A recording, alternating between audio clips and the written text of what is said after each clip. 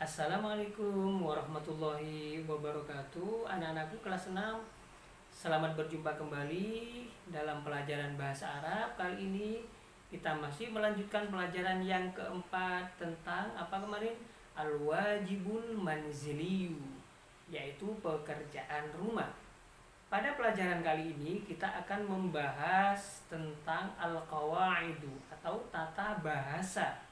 Kalian buka halaman 60 sampai 61, yaitu kita akan membahas tentang al-fi'lul madhi, kemudian fa'il, kemudian al-maf'ul bih ya. Materi tarkib pada bab kali ini akan mempelajari tentang fi'il madhi, kemudian fa'il, kemudian maf'ul bih. Jadi bahasan tentang maf'ul bih telah disampaikan pada bab yang lalu ya. Maf'ul bih itu adalah objek ya. Oleh karena itu bahasan tentang maf'ul bih pada bab ini akan disampaikan secara ringkas karena kita telah mempelajari pada pertemuan sebelumnya ya, di semester pertama. Fi'il madhi, apa al-fi'lul madhi? Adalah fi'il atau kata kerja yang menunjukkan perbuatan yang dilakukan pada masa lampau. Jadi telah kita kerjakan, misalkan kemarin, minggu yang lalu, sebulan yang lalu, setahun yang lalu, atau beberapa menit yang lalu. Jadi semua pekerjaan yang telah kita lakukan itu dalam pengertian bahasa Arabnya adalah al-fi'lul madhi. Kemudian yang kedua al-fa'ilu. Apa al-fa'ilu? Isim atau kata benda yang menunjukkan pelaku perbuatan. Jadi ada kata kerja, ada yang melakukan pekerjaan itu.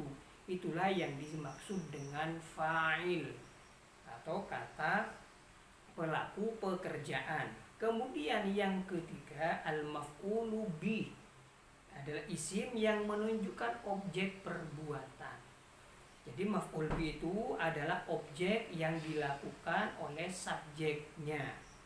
Jadi dari contoh ini nanti kita akan menjadi jelas mana yang dimaksud dengan fi'il madhi atau kata kerja lampau atau sebagai fa'ilnya atau sebagai maf'ul bihnya.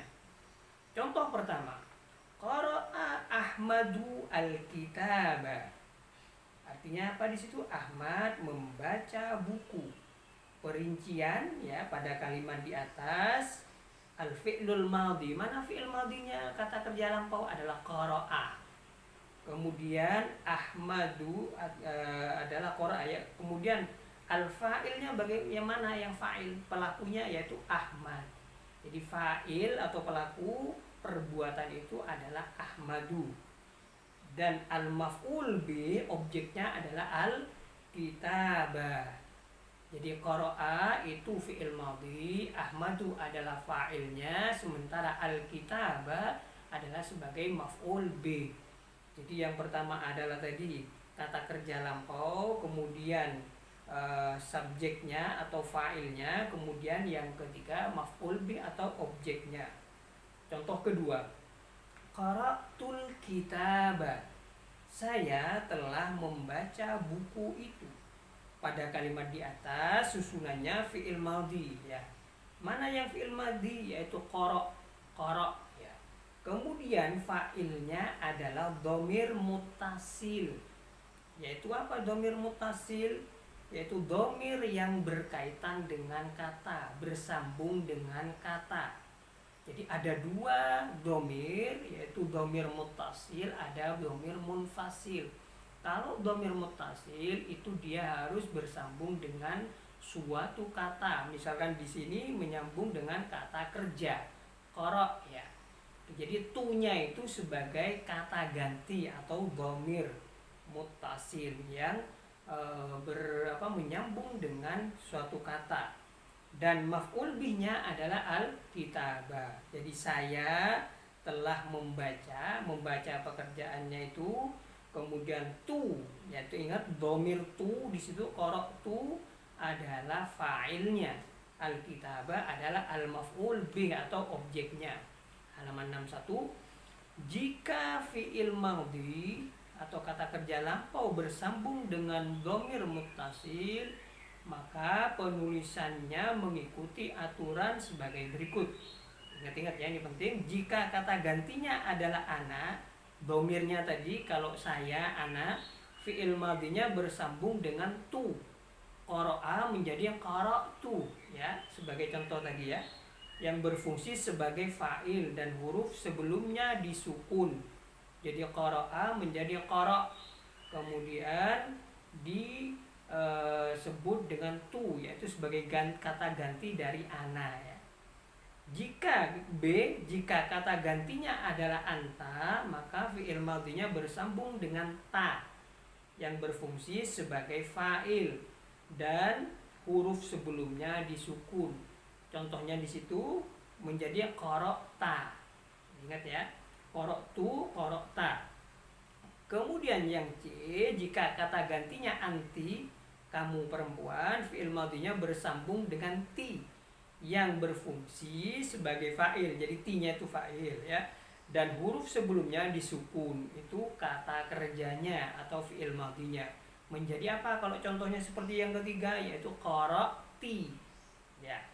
Sementara D, jika kata gantinya adalah huwa, maka fi'il madhi tidak bersambung dengan huruf apapun. Ingat ya. Jadi kalau kata gantinya huwa, maka fi'il madhinya tidak bersambung dengan huruf apapun. Dalam hal ini fa'il kalimat tersebut tersembunyi. Jadi ada di balik kata qara'a. Misalkan qara'al kitaba, dia membaca, dia laki-laki maksudnya membaca kitab ya, buku bacaan. Jika kata gantinya adalah hiya, maka fi'il madhinya bersambung dengan tak sukun yang berfungsi sebagai fa'il dan huruf sebelumnya tidak disukun. Jadi contoh yang kedua adalah qara'at al-kitab, maksudnya dia perempuan membaca kitab ya. Ingat ya, kalau laki-laki tadi tidak disambung dengan huruf apapun, yaitu qara'al kitab. Jadi fa'ilnya itu tersembunyi di kata qara'a ya, ada di situ, yaitu berupa huwa di situ, yaitu menunjukkan laki-laki. Sementara kalau kata gantinya hiya, maka fi'il madhinya bersambung dengan tak sukun. Cara bacanya bagaimana? Qara'at al-kitab, artinya dia perempuan telah membaca al-kitab atau buku bacaan. Jadi bisa difahami anak-anakku ya semuanya ya. Kalau tidak paham nanti bisa ditanyakan. Itu saja pertemuan kali ini dalam kaitannya tentang apa tadi? Fi'il madhi, kata kerja lampau, kemudian fa'ilnya, ada pelakunya, kemudian ada al-maf'ul bih, yaitu objek pekerjaan. Saja anak-anakku, semoga kita selalu sehat walafiat dan selalu dalam lindungan Allah Subhanahu wa taala. Wassalamualaikum warahmatullahi wabarakatuh.